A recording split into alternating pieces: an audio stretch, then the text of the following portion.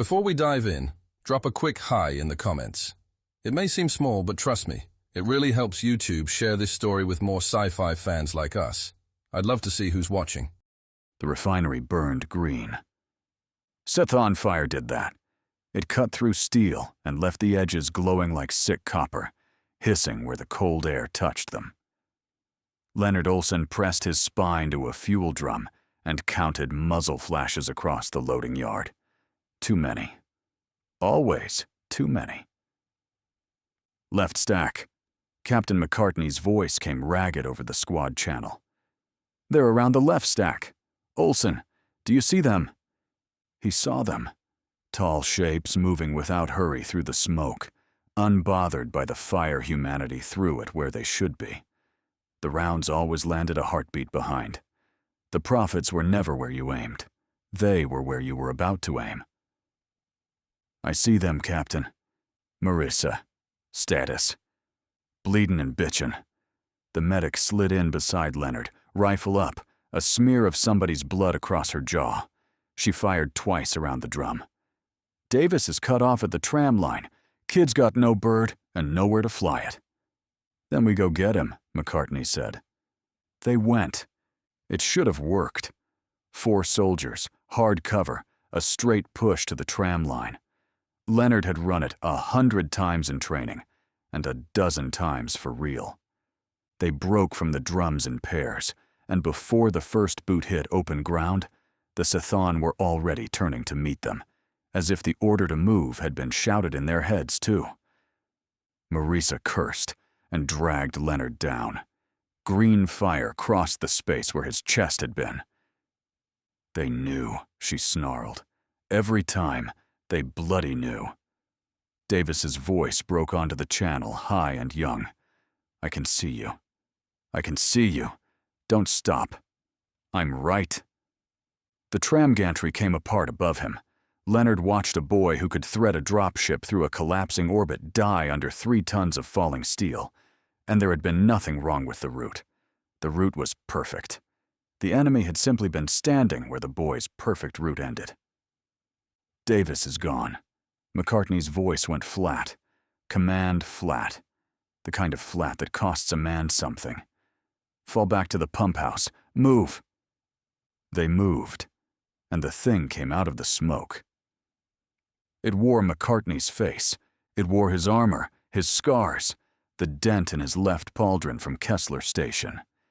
It moved the way McCartney moved, weight on the balls of the feet, rifle low and ready. And when it stepped into the open, the real McCartney stopped dead like a man who'd walked into a wall. "No," the captain said. "Quiet." "No, that's—" The double didn't hesitate. It knew every place McCartney would go because it had been him. 1 breath ago, in some room where the prophets had reached into the quantum fabric and pulled a ghost screaming into the light. It knew his flinch. It knew his tell. When McCartney raised his rifle, the ghost was already inside the motion, and it put 3 rounds through the captain's throat before the thought ever became action. McCartney folded. His own face watched him do it. Marissa screamed something with no words in it and emptied her weapon into the double's back. It dropped. It stayed down. They died like anything else once the surprise was gone. But the yard behind her had filled while she fired, and she'd stopped moving to do it. And stopping moving was the one thing you could not do. The green light took her low and then high. "Marissa!" Leonard caught her collar. She was already going. "Don't stand still, you daft." Blood burst from her mouth. "Don't ever stand!" She didn't finish. He held a dead woman by the collar in a burning yard, and every person who'd walked into this colony beside him was gone, and one of them had been killed by himself. Leonard let her down. His hands were steady. That was the worst part. His hands were perfectly steady. He slid his last charge into the weapon. The cell clicked home. 1 charge and a yard full of enemies who already knew he'd chamber it. He ran, not toward the pump house. They'd be there. He cut right into the ore galleries, where the ceiling dropped low and the machines still turned because nobody had lived long enough to shut them off. Conveyor belts ground in the dark. Crushers thudded somewhere below, patient as a heartbeat. He picked a route on instinct and they were in it. 2 Sethon rose from behind a hopper, exactly where his gut had told him to turn. He reversed. They were in that direction too, unhurried, hurting. He went low along a maintenance rail, and the fire came in low to meet him, singeing the hair from his arm. Every choice he made arrived at the enemy before he did. He wasn't being chased. He was being read, 1 page ahead, by something that had already reached the end of him. He understood, in a cold, animal way, that there was no move.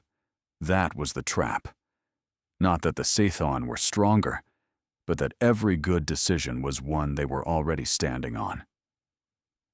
He climbed, up a service ladder onto a catwalk that spanned the primary shaft.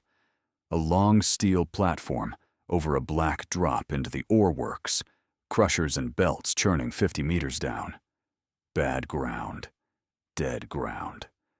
The catwalk had 1 exit at the far end, and the profits were flowing toward it, cutting him off with the same lazy certainty they'd shown all night. They knew where he'd go. He'd go for the exit. A cornered man goes for the exit. The platform shuddered. Their fire had chewed through a support strut, and the whole span groaned and began to lean, bolts shrieking out of their housings one after another. The floor was dying under him. A cornered man would scramble back, off the failing section, onto the solid rail behind him, to make his last stand on ground that held. It was the only sane thing. He could feel the shape of it, the pull of it, the obvious move. The Sethon would already be set for the obvious move. So Leonard ran the other way. He ran downhill along the tilting deck, toward the widening gap where the platform had torn from its mounting, toward 50 meters of nothing and machines that turned in the dark, and he threw himself off the edge into it. A choice. He chose the fall the way a man chooses a wound over a grave. The drop took him. Steel came up to meet him on the way down. A strut caught his ribs, and something gave. A belt housing slammed his shoulder and turned him, and he hit the sloped face of an ore chute and slid, tumbling, the world all iron and green and pain, until the bottom of the shaft rose up and stopped him against a mound of crushed rock. He couldn't breathe, couldn't feel his left hand. Somewhere in him, bones were where bones shouldn't be. Above, very far above, the catwalk hung ruined against the light, and the Sethon were on it. He could see their shapes at the broken edge, tall and calm, looking out across the shaft. Not down. They didn't look down.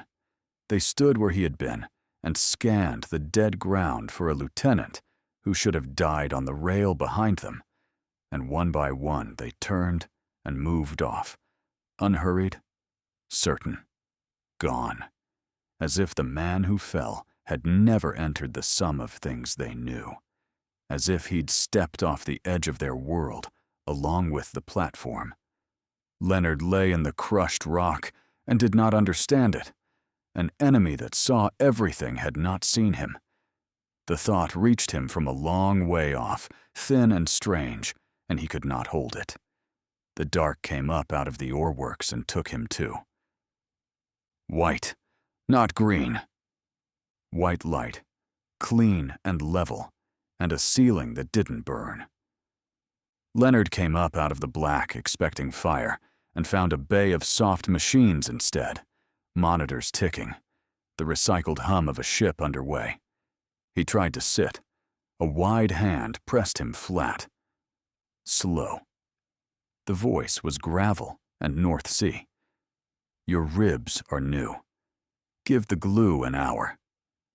The man beside the bed was built like a breakwater, gray at the temples, a face weathered down to essentials, an admiral's marks worn dull with use. He didn't look like a man who'd won anything lately. He looked like a man who'd stopped expecting to. "Where?" Leonard managed. His mouth was sand. "The Fenrir. My ship." The admiral put a cup to his lips, let him drink. "Bjorn Sigurdsson. My people pulled you out of the works at Marrow before the prophets glassed the site. You'd been down a while by then. How long?" 3 days under. Induced coma. Admiral Sigurdsson said it plainly, no softening. "You came in with more broken than whole.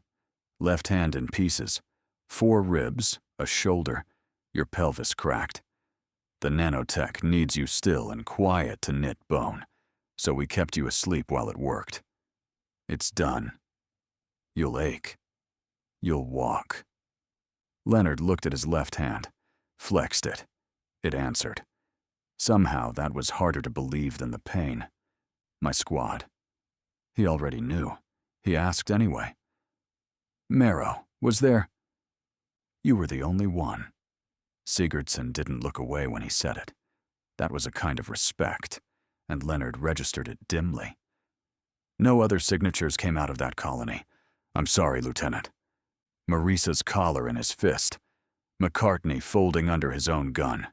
The boy under the gantry. Leonard breathed around the ribs that hurt and said nothing, because there was nothing that didn't make it smaller. Sigurdsson let the silence sit. He'd clearly sat in a lot of them.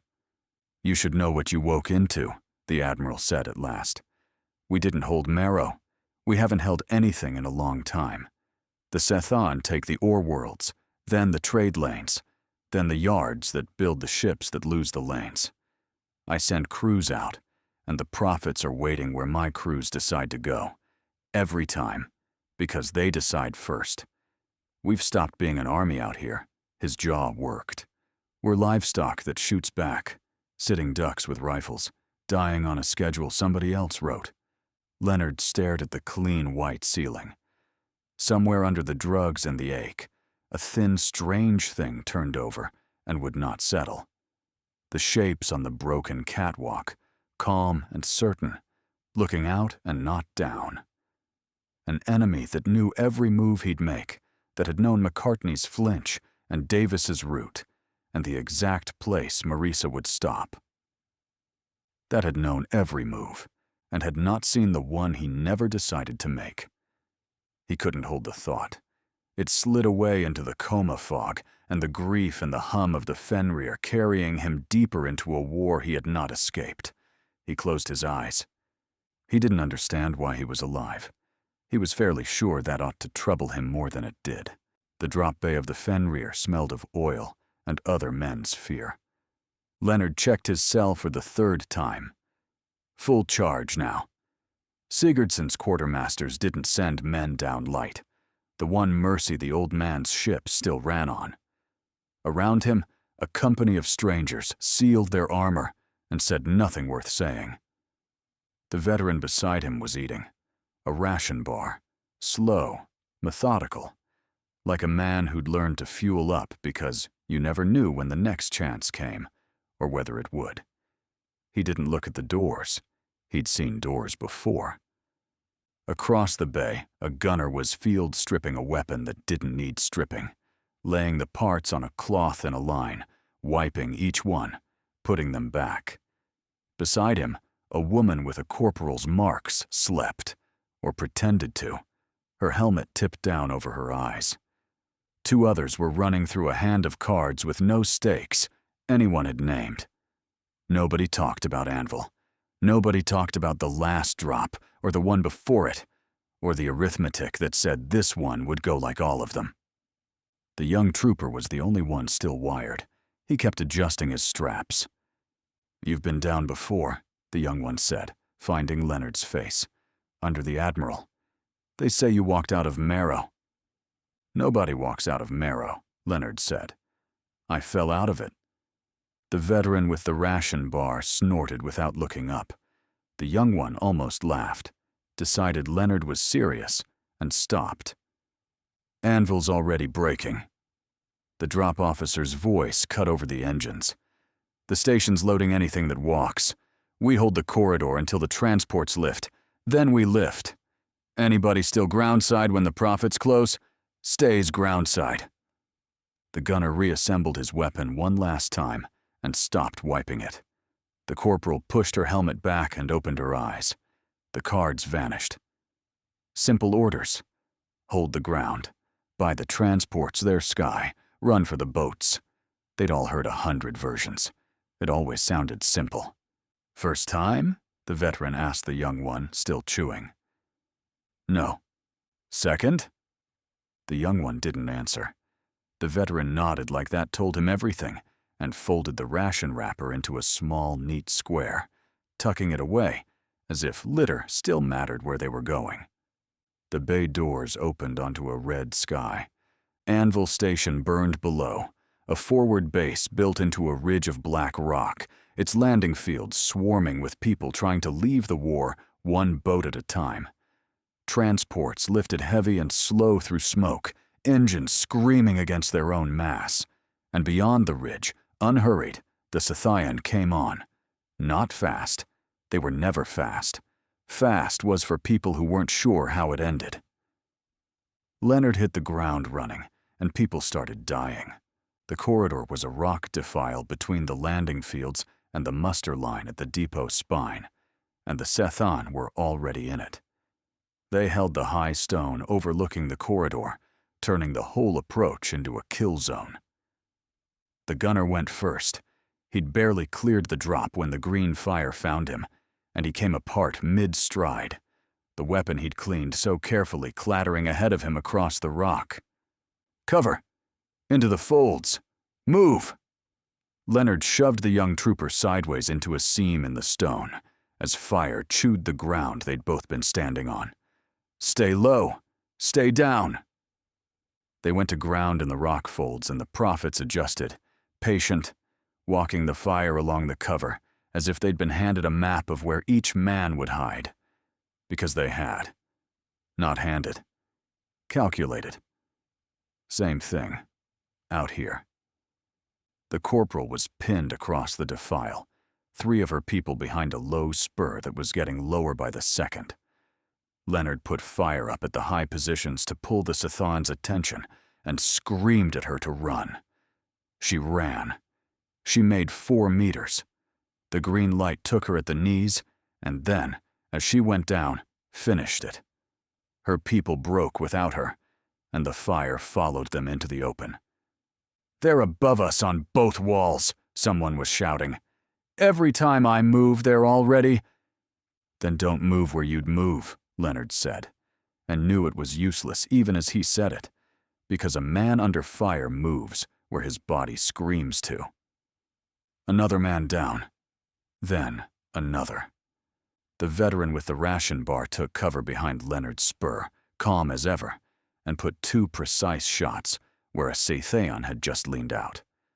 By the time they arrived, it had already shifted back into cover, and its return fire took the veteran through the chest.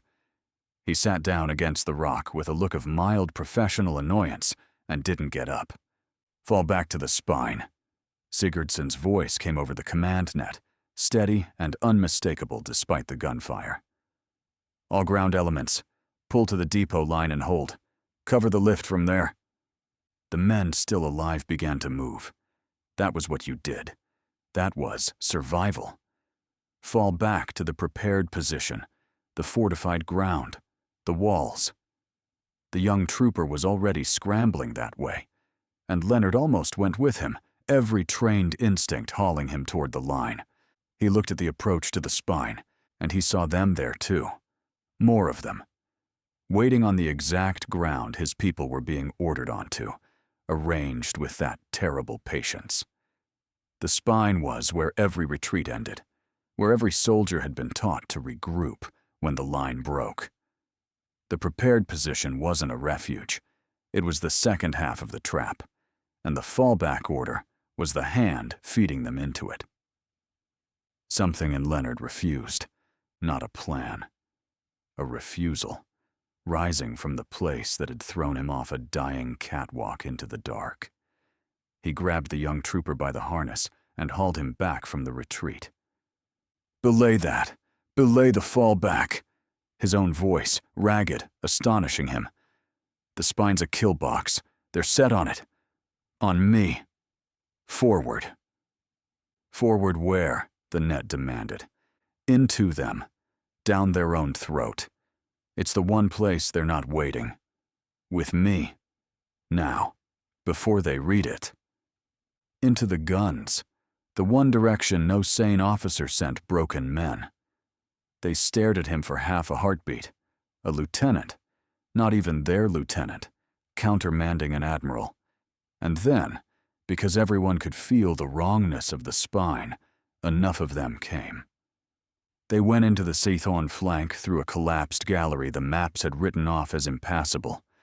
Leonard led them over rubble that existed on no plan, that no doctrine would ever send a man across, and that was exactly why it was empty. Loose stones slid under his boots. A man behind him fell, was hauled up, kept coming. The high positions that had shredded the corridor couldn't bring their weapons down far enough to hit them. The whole defense had been built to stop a retreat through the corridor, and a retreat wasn't coming. They came up under the enemy line from beneath and behind, into the soft place a line keeps at its own back. The first Scython turned as Leonard reached the lip of the gallery.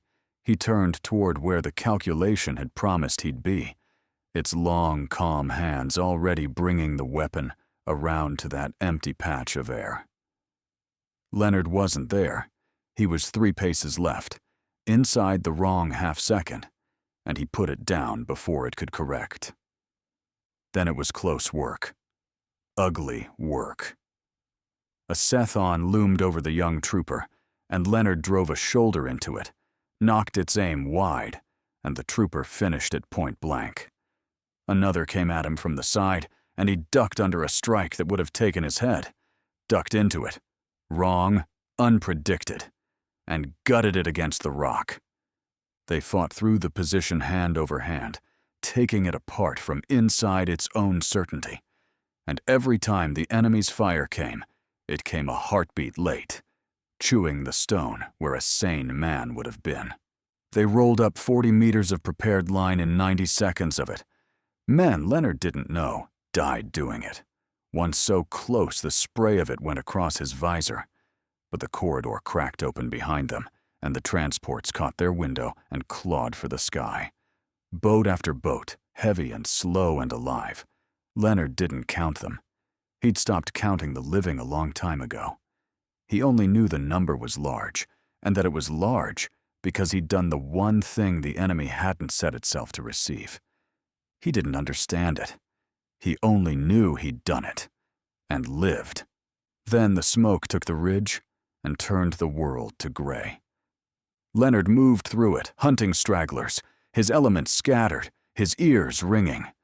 And out of the gray, unhurried, a figure walked toward him with a rifle held low and a smear of someone else's blood across her jaw. He knew the walk before he knew the face. "Marissa," he said. She grinned at him, the old grin, crooked, alive. "Bleedin' and bitchin', Lieutenant." Her voice, every gravel note of it. "You look like hell warmed twice. Thought I told you not to stand still." His weapon was up. His weapon was pointed at her chest. His weapon did not fire. She was exactly the woman who died with his hand in her collar. Everything she'd been up to the second the prophets tore her pattern out of the world, and nothing after. She didn't know she was dead. She didn't know she was theirs. She only knew the one thing she'd been made to do. And they hadn't made her to kill just anyone. They'd raised her, out of all the dead they could have used, and pointed her at him, because they knew he wouldn't be able to fire. She came for him. She fought the way she'd always fought. Dirty, close, a pirate with a rifle and a blade she'd never bothered to register in any manual. She batted his muzzle aside before he could decide whether to use it, and the decision was gone, and she was inside his reach. There he is. She caught his wrist, twisted it the way she'd shown him herself in a dozen sparring sessions, and his weapon spun away into the smoke. "Slow, Lieutenant. You're always slow off that left shoulder. Told you to drill it." He backed off a bad block, and she followed it exactly, because she knew he'd give ground to the right. He always gave ground to the right. And her blade opened his forearm plate where the seam was weak. "Come on," she breathed. "You held me when I went. Held me like I was worth something. Least you can do is not make it slow." He couldn't make himself speak. He threw an elbow, and she was already leaning away from it. He feinted low, and she read the feint before it finished. Tapped his knee out from under him, so he had to catch himself on the rubble. "You're thinking," she said, almost gentle, circling. "That's the trouble with you. Always thinking. I can see every one of 'em coming, Leonard. Every single one." She could. That was the horror. She spent his own habits against him like coin, driving him back over the broken ground. And every defense he raised she'd already answered, because she'd stood beside those defenses 100 times and knew them better than the prophets ever could. He gave ground, and she read every step, because a broken man retreats, and she knew exactly how this broken man would run. His back met stone, nowhere left to give. She lunged. And Leonard did the one thing she had made him swear never to do. He stopped, went still, planted his boots on the dead ground, and didn't move. Not a dodge, not a bolt, not the frantic scramble every nerve screamed for and every model of him predicted. The last thing she'd given him, dying, had been "don't ever stand still," and she had built her whole attack on the certainty that the man she'd said it to would run. He stood. Her lunge went where a running man's spine should have been. It found empty air and the flat of a stone he hadn't fled past. For a quarter second, she was overcommitted, her weight past her feet, her read of him spent on a Leonard who no longer existed, a Leonard from before the fall, before the grief had remade what he was willing to do. He caught her in that quarter second.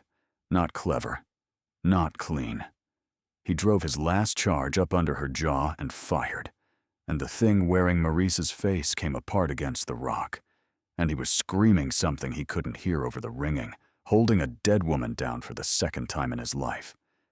He didn't let go when it was done. He knelt there in the smoke with what was left of her, and his hands wouldn't unclench from the ruined armor, and the ringing in his ears filled slowly with the sound he was making. He'd held her collar the first time, too. He'd told himself the first time that there'd been nothing he could do. He couldn't tell himself that now. This time, he had done it. His hand, his charge, her face. The smoke moved over them both. Somewhere far off, a transport-cleared atmosphere with a sound, like the sky tearing. Leonard stayed down in the gray until his hands finally opened on their own, and even then, he didn't stand for a long time. He still didn't understand what he had done, only that he'd lived, and that standing still should have killed him, and hadn't. The Fenrir ran dark and quiet on the far side of the withdrawal. Sigurdsson found him in the empty drop bay, still in his scorched armor, staring at nothing. The Admiral didn't offer comfort. He offered a flask, and the flat attention of a man who'd watched thousands die on schedule and had learned to notice when one didn't. "Anvil's people are aboard the convoy," Sigurdsson said. "More than should be. My fallback order would have put your company on the spine. The spine's a crater now. They'd zeroed it before the drop. He let that sit. You disobeyed me and lived. Fewer men do both than you'd think. Tell me how." "Luck. No." The Admiral pulled a crate over and sat, unhurried, like a man with all night. "I've watched luck for 30 years. Luck runs out. You've had it twice, in the 2 exact spots where they never miss. So tell me, what did you do at Marrow?" "I fell. You jumped." Leonard nodded. "I jumped." Why there? Why then? Because... He stopped, started again. Because the floor they wanted me on was the floor they were aiming at, the sane ground. So I took the other. He turned the flask in his hands without drinking. Same as the spine, same as her. Every time I do the thing that makes sense, they're already on it. Every time. And when you don't, there's nothing there to hit. Leonard heard the fall again, heard Marissa's own words in his mouth, and the thing that had been trying to surface since the ore works broke clean into the light. They read what I'd decide, who I am, what I've done, where that points. They read it forward and they wait. But the thing I don't decide, the thing I just leap at, it doesn't come from the man they calculated. So it isn't there. So they miss. Sigurdsson sat with it. On his weathered face, something moved that Leonard hadn't seen on a human face in a long time. Not a plan yet. Older than a plan. The thing plans grow out of. They built their whole war on the idea that a man is a sum you can add up, the Admiral said softly. And you're telling me a man isn't. I'm telling you a man can refuse to be. Outside the hull, the stars held still. For the first time in years, aboard a ship that only knew how to lose slowly, two men sat in the dark with something that felt dangerously like a way to win. Far across the black, in a chamber that did not use light because certainty needed no light, the Scythian reviewed the day and found an error in the world. They didn't feel fear. Fear degraded the calculation. But they found, in the ledger of the future, an entry that could not be reconciled. And there is a word for what a mind does when it meets a thing that cannot be, even a mind that has trained itself past feeling. One human node. Logged terminated at the ore world, its collapse observed, its probability resolved to 0. Present now on the ledger again, deviating again. A dead man walking outside the sum of himself, and around him lives the calculation had already spent, stubbornly continuing. Once was noise. The future permitted noise. Twice was a hole in the weave, in the exact shape of a single man. And through it, the certainty of ages was very quietly leaking. The Scythian did not deliberate long. Deliberation implied doubt. The corrective was elegant and total. If prediction had failed against this node, prediction would be brought to bear from within it. Not a friend's face this time. They would raise the anomaly against itself, a copy that knew him not from the outside, but from the marrow, entangled to the living man, so that whatever he became, it would already be. You cannot outrun what knows you from the inside. The web of quantum entanglement converged on a single point, and in the lightless dark, without hurry, it began to make another Leonard Olson.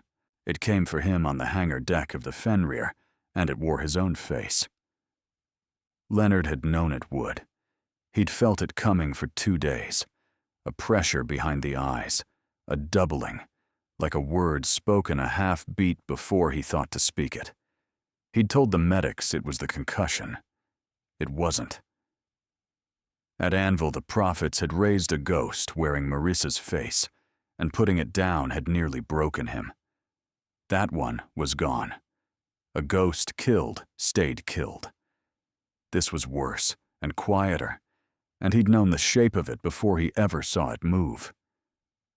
Not a borrowed face this time, his own. Same scars, same split cheek, healing. Same bad left shoulder it favored exactly the way he favored his. It stepped out from between 2 gutted dropships and stopped, and looked at him with his own eyes, and Leonard felt the whole deck tilt under him. It didn't speak. There was nothing to say. It knew everything he'd say. They went at each other across the deck, and it was the worst fight of Leonard's life, because it wasn't a fight. It was a mirror. He fainted low, the faint that had opened a Scythian throat at Anvil, And it was already answering, sliding off the line before the feint finished, because it would have thrown the same feint and knew the counter cold. He went for the irrational move, the leap, the thing that had saved him twice, the thing the prophets could never read. It leapt, too, into the same gap, at the same instant, because it had learned the same lesson in the same yard, standing over the same graves, and there was nothing new under his skull it didn't already own. He drove a knee up. It turned its hip and took the knee on the thigh, the way he would have. He grabbed for a fallen bar of decking. Its hand was already there, closing over his, and for a moment they strained together over the same weapon, faces a hand apart, breathing the same ragged rhythm. "Stop," Leonard said, and didn't know why. And the thing's mouth moved on the same word at the same time, and that was the most horrifying second of his life. He broke a knuckle on its jaw. It opened his cheek back to the bone, with an edge of decking it had picked up in the same instant he'd reached for his own. He tried the thing you're not supposed to try.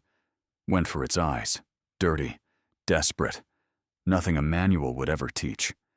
And it caught his wrist, because of course it had gone for his eyes too, in the same breath, and their hands locked between their faces in a mirror of pure intent. He gave ground, and it gave chase, and it read every step, because a cornered Leonard ran a certain way, and it was the only thing in all the universe that knew that way from the inside.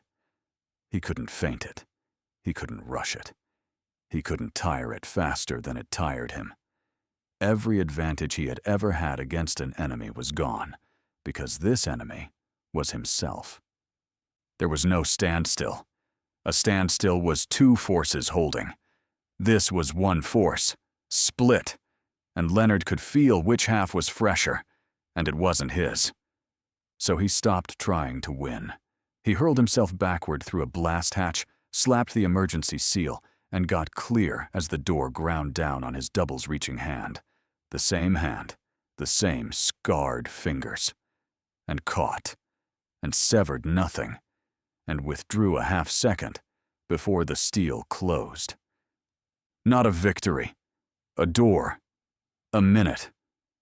Leonard slid down the far bulkhead with his heart slamming and his cheek pouring, and that cold doubling still sitting at the back of his skull like a second heartbeat.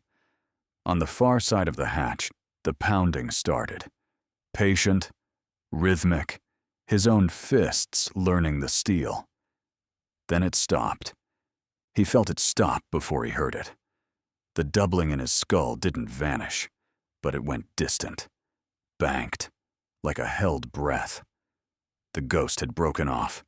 It couldn't reach him through the seal, and a thing built to kill him did not waste itself hammering a door it couldn't open. It simply went, back into the dark it had come from, to find him where the walls were thinner. It would wait. It had all the time he did. And he understood, finally and all the way down, that there was no move on the board that ended with him alive.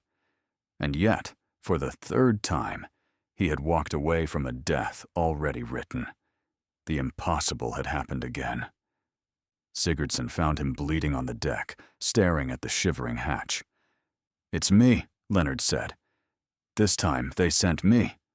The Admiral looked at the dents blooming in the steel from the far side, at the blood sheeting down the lieutenant's face, and something in his weathered features went very still and very old. "Then we don't wait for it to finish the door," Sigurdsson said. "We move. Now." On the bridge, Bjorn Sigurdsson did the thing he had not done in the entire grinding length of the war. He gave the order to attack. Not to sweep a fallen world, not to hold a corridor while the transports ran, not to pull the living out of one more place humanity couldn't keep. Attack. He pulled in every hull that would answer his call. Tired ships, patched ships, ships whose crews had only ever learned how to lose slowly. And he pointed the whole ragged mass of them at the Sethan command node holding the reach past Anvil. A fortress station where the weave ran densest, the place the prophets did their calculating. His captains told him it was suicide. The approach was open. The Sithon would be waiting on it, dug in, certain, the way they were waiting on everything. "They'll be waiting where we'd sanely go," Sigurdsson said. "So we don't go sanely. Every ship breaks formation the second a formation can be read. Every captain throws the doctrine out the airlock and chooses, moment to moment, the move that makes no sense.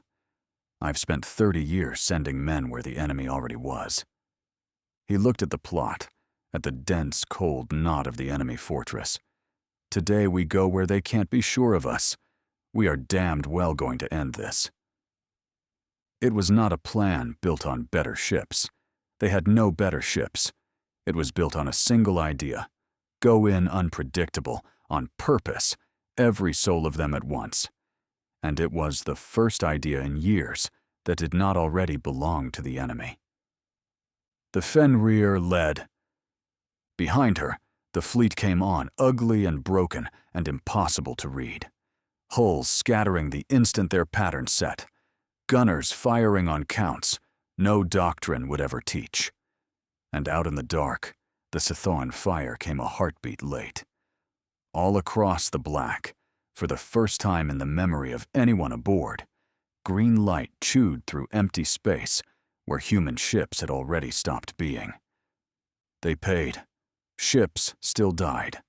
A frigate opened to the void, its crew gone to vacuum between one breath and the next, a corvette folding into a soundless flower of light. The Sithon were not helpless. They adjusted, the way they always adjusted, narrowing the odds, filling the black ahead with fire on every vector a fleet might sanely take. But a fleet that had stopped being sane gave them nothing to converge on. Where doctrine would have massed, the humans scattered. Where doctrine would have held course, they cut. A destroyer named Bright Hammer took a hit that should have finished her, and her captain, instead of pulling back to the line to die on schedule, drove her burning hull straight into the fortress's outer batteries and cracked them open for the boats behind. They died going forward. That was the difference, and the Sithon had no answer for the difference, because it lived in a place their arithmetic had never been allowed to look. The ones behind the dying did not slow. The fortress grew in the ports from a spark to a wall to a world, and the drop boats fell toward it through a storm of light that arrived again and again, a heartbeat behind. Leonard went down with the boarding element, onto the node, into lightless corridors of stone, where the prophets kept their certainty in the cold and the dark. His side ached where the concussion had thrown him against the drop rack. His cheek was taped shut, and the doubling in his skull was rising, sharpening, a compass needle swinging toward one point, and he followed it because he already knew where it led. Around him the boarding element bled and pushed and died in the dark, clearing chamber after chamber of tall, calm shapes that fought without a single wasted motion, and still, somehow, kept losing the half-second that mattered. Leonard left them behind. He had to. The needle in his skull was swinging hard now, and whatever waited at the end of it was his alone. His ghost was waiting at the dead end of a black corridor, and there was no hatch this time. No seal to slap. No minute to buy. Just the two of them, and the fleet of distant thunder rolling through the stone. They fought. It was worse than the hangar. Both of them spent now. Both cut. Both bleeding the same blood at the same rate, from the same wounds they'd traded getting here. He didn't bother with the leap. He didn't bother with the stillness. He'd learned on the hangar deck that every trick he owned was a trick it owned too, and there was nothing left to test. They circled a meter apart in the dark, each move answered before it finished. Two men trapped inside the same fight. A man cannot win a fight in which every move he makes is already his opponent's. That was the whole genius of the horror the Sithon had built. Not a monster in the dark. You Exactly you, and only ever unbeatable by you. So Leonard stopped trying to win.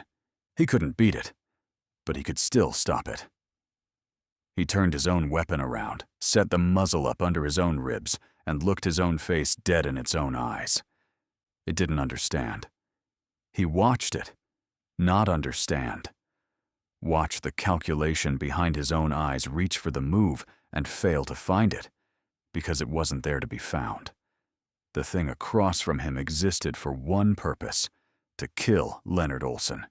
It had every leap Leonard had, every refusal, every irrational turn the prophets couldn't read.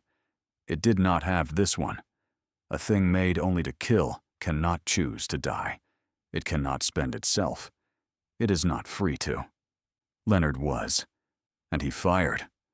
The charge tore up through him, and the world went white at the edges, and he felt the doubling at the back of his skull snuff out all at once, like a flame under a heel. Across the meter of dark, his ghost dropped. Not struck down, not beaten, just cut loose.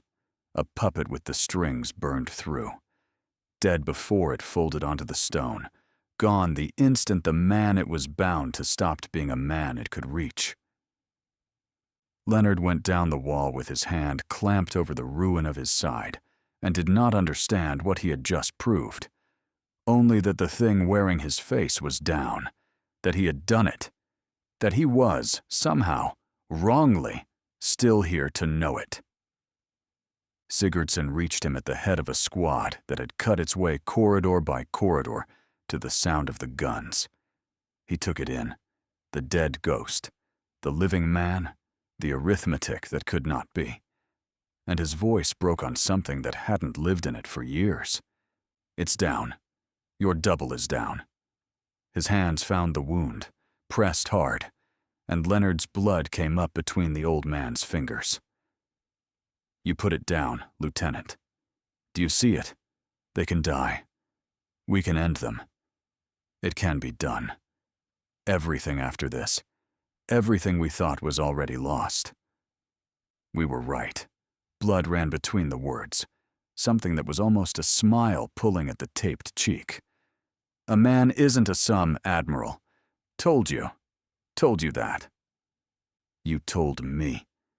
And for one moment, in a corridor at the cold heart of the enemy's certainty, two men held the proof between them, and the whole long, hopeless war looked at last like a thing that could be won. Then Sigurdsson's ghost came out of the dark behind them. It had the old man's face. It had his gait, his gray, the set of his shoulders. It never looked at the real Sigurdsson kneeling beside its target, because Bjorn Sigurdsson was not what it had been made to kill. Leonard was. It drove its blade down toward Leonard's chest with the whole of what it was. Sigurdsson didn't reason. He didn't think, now I know it can be done. He was an old soldier, and he saw a thing that had forgotten he was in the room, and he took the opening the way 30 years in the dark had trained him to take it, without a breath wasted on wondering. He put the muzzle against the side of his double's head. It was his own weathered face. Then he fired. The ghost dropped, half a second too late. The blade was already in. Leonard was already folding around it, and the old admiral threw the spent weapon away and caught him as he slid, and lowered him to the cold stone as gently as he could. No, you hold on. Sigurdsson's voice broke for the first time. We won. You hear me? You proved it. Medic. You have to teach them. Leonard's hand came up and found the Admiral's collar and gripped it, the way he'd gripped Marissa's collar in a burning yard on the day he became the man dying here, the way he'd held on to everyone he'd ever failed to save. Not the tech. There's no tech. The choosing. Teach them to... His breath tore. To stop making sense, on purpose, every time. That was it. That was always it. That's the whole... His hand was steady. Even now. Even here, with his blood going out across the enemy's stone, His hand was as steady as it had been in the yard at Marrow on the day everyone he loved had died, and only he had walked out of the fire. Then it wasn't steady anymore. Bjorn Sigurdsson knelt in the dark at the heart of the thing they had come to break, holding Leonard as the life went out of him. He understood exactly what he would carry to his own grave. Leonard had proved the ghosts could be killed, and Sigurdsson had used that proof, but half a second too late. The war had finally given humanity a way to win, and it had cost the life of the man who found it. The lesson spread through the fleet. The ghosts could be killed, and once humanity understood the flaw, the Scythians stopped winning the way they always had. Each soldier went in determined to break his own pattern. Every plan was built to be unreadable, any choice made to make no sense. Sigurdsson won every engagement after that corridor. He never once found it in himself to call a single one of them a victory. And when the guns went quiet, Admiral Sigurdsson kept one thing from all of it. Not a medal, not a citation.